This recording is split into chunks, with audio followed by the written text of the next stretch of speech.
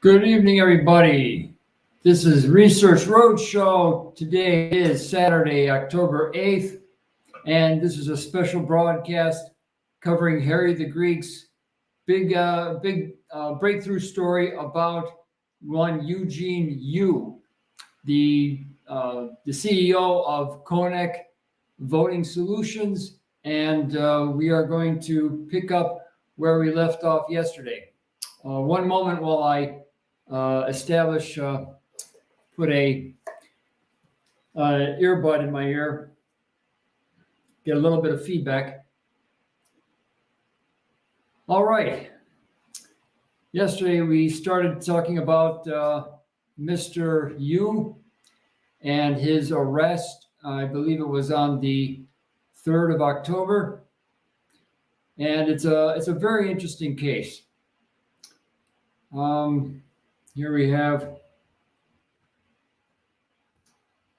Harry the Greek's article at newsothersmiss.com. For those who weren't joining, who hadn't seen yesterday's broadcast, this Chinese spy, a known Chinese spy, known by intelligence officials for at least 15 months that he was a spy, was lived in many years in the U.S., and he had a company called Konnech. And a lot of people have been talking about the possibility of election fraud for the past couple of years. Well, this is somehow Mr. Yu's company, Konnech, managed to stay off the radar screen for a long time. Now, okay, a few things that we didn't talk about yesterday. One is the case number. As we'll see, there was at least one change of the case number, because when I first read it here on Harry's page, I went into to look for the case number. Okay, I'm no expert, but I could not find it where I have found all of the other case numbers that Harry has given me. The case number is 22, which I believe stands for 2022-1561-EX. I also tried 22-01561-EX, came up with nothing. And as we'll see later in the video, the case number does appear, but it was changed. And that's part of the mystery. And I wrote down the other case number, and I can't find it. Well, maybe it'll pop up during the video. All right. The other thing that, one of the other things, and there are many that are notable about this case. Oh, I'm sorry, I should have blown that up. All right. There you can see the case number 1561-EX. And this is not, as I also stated yesterday, a federal district court. This is in the Michigan District Court, 55th District Court. The judge presiding over the case is a Mr. David Allen.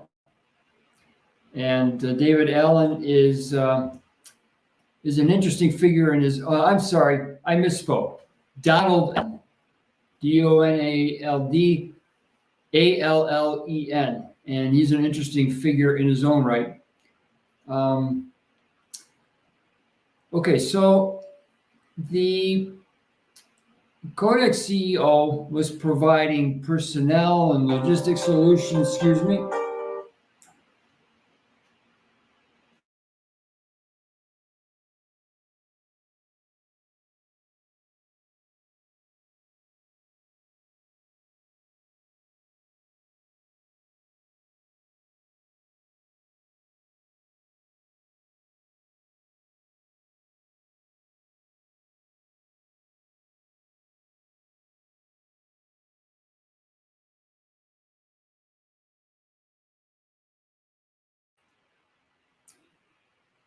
Sorry about that. Apparently, some people cannot see us on YouTube. Mysteries of the faith. All right. As long as the gods of the internet will allow, I'll just keep going. All right. So the other thing about this, and I put the link to the video in the description box of the YouTube channel. So you should be able to find it there. Let's see if I can. I tried to download it from a YouTube to MP4 converter, one of those freeware, but you never know about the quality. Okay. Let's jump to Los Angeles. Mr. Yu was free to go about his business up until 4 or 5 days ago.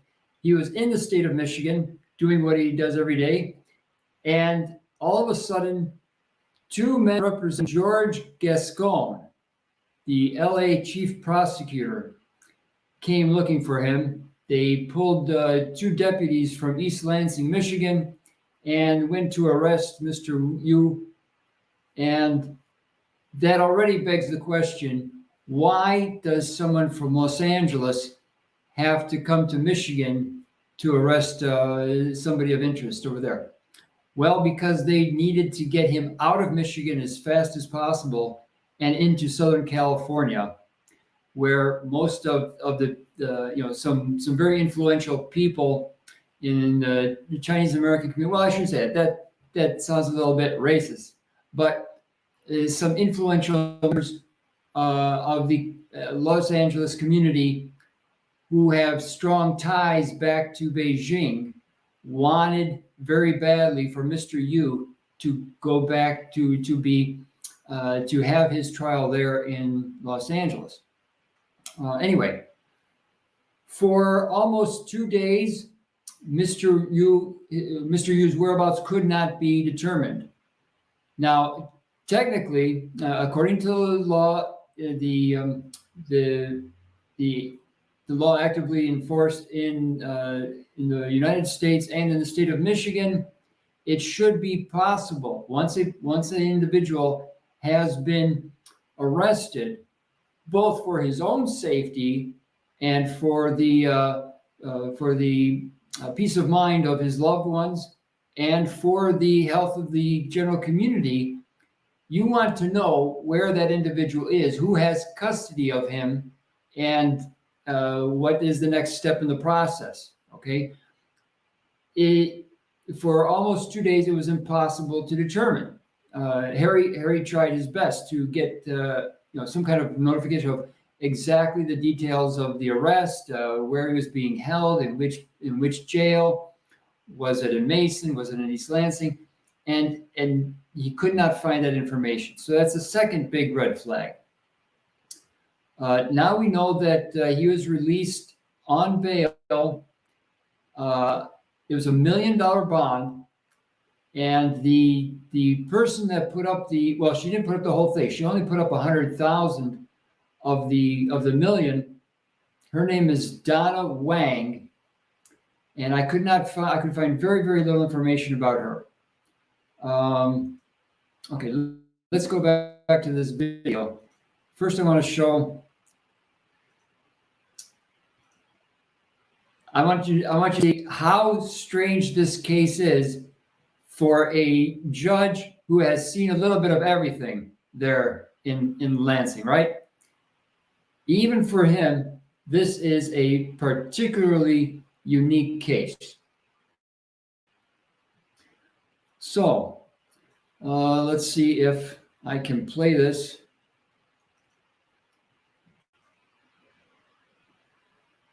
Bear with me one moment while the video is loading.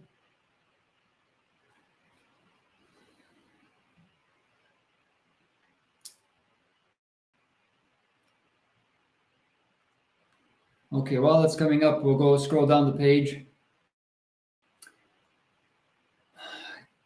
Catherine Engelbrecht of True the Vote and Greg Phillips of OPSEC brought together about 200 researchers, independent journalists, and big thinkers to share their story, to share the story of, sorry about that, to share the story of 15-month involvement with what was characterized to them as a counterintelligence operation with the FBI into critical, and why he says the FBI was covering it up. Okay, FCO's Chinese infiltration of U.S. election software. This is a real disaster. And why should we have, you know, maybe it's just me, but growing up, I thought that people covering the election in Cuyahoga County should all come from Cuyahoga County. I mean, that made perfect sense. And people from Coshocton County covering the election, the voting booths, and the counting of the votes should all be from Coshocton County. I mean, this makes perfect sense to me. Why do we have foreign nationals? Okay, maybe in the past few years he got citizenship. I don't know, but he grew up outside the U.S. What is he doing, having anything to do with elections in Michigan? Okay, that's another, the third red flag. He is a known member of the Chinese Communist Party. Doesn't even try to hide it.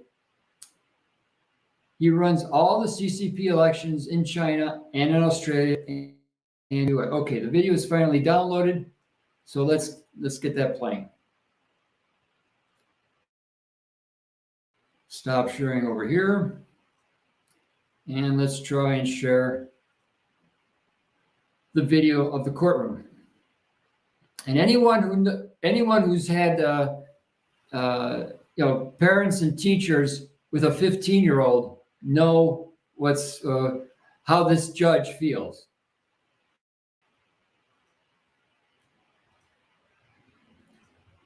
Again, the judge's name is Donald Allen, Allen, 55th District of Michigan. Share window. All right. Unfortunately, that's the best I can do as far as the size.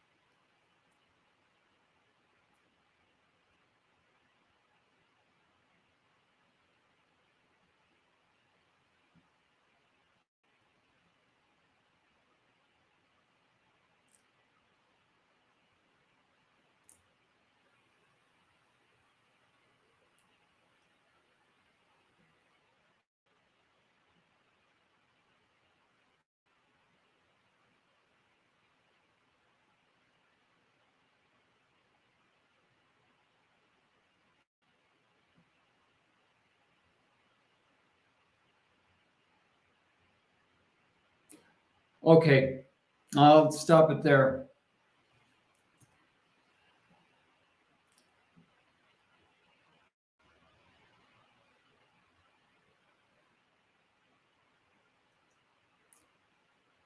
Okay, you can't hear it apparently, but and you don't see, because of the resolution, you can't see the judge's facial expressions. But I encourage everybody, go to the description box in the YouTube video and get the link to the original video of the judge's courtroom proceeding. It is kind of shocking because Mr. Wu's attorneys are hemming and hawing, trying to explain why he could appear. if the arrest was, if he's arrested in Michigan, how come he can't be here in Michigan today? He's at that particular moment, he's probably on a plane, and he is. Harry thinks he is in Los Angeles now, and they're just hemming and hawing like a 15-year-old who's been caught doing something by his parents, and he's giving a plausible excuse, but they're like, oh, okay, we've been down this path before. You better come up with a better, more plausible story fast. So it's worth it to go watch that video. Anyway, back to the story. George Gascon, LA chief prosecutor. Who does he know? Well, it happened to be, it turns out that his campaign was financed by none other than George Soros, Mr. Open Society. Now, people would say, well, George Soros can, like any private individual, can donate $100 to whatever campaign he wants to. Nothing odd going on there. Well, it turns out that George Gascon got a lot of help from Mr. Soros, and Soros was actually very open about it after the fact. After the election and got in office, he actually bragged about it, and that's also on Harry's.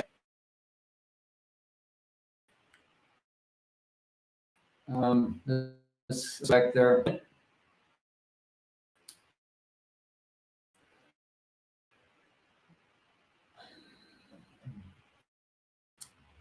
Okay. Let's go use others miss.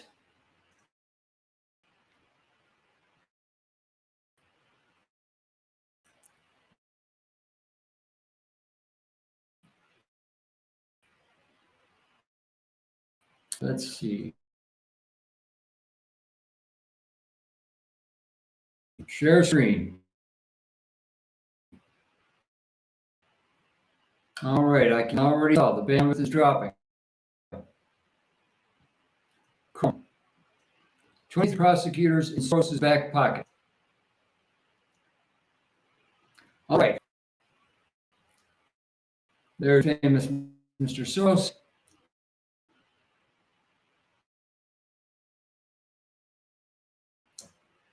He brags about supporting these a few weeks ago. Soros Hartman.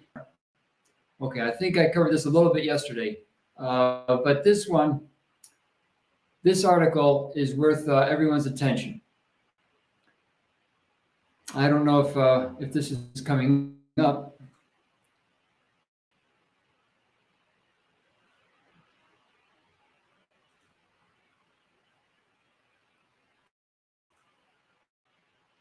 Okay, share this screen instead. Bear with me here. I have the aforementioned bandwidth issues, and not everything is flowing as I would like it to. Biden finalizes the transfer of the Justice Department over to the UN. May 19th.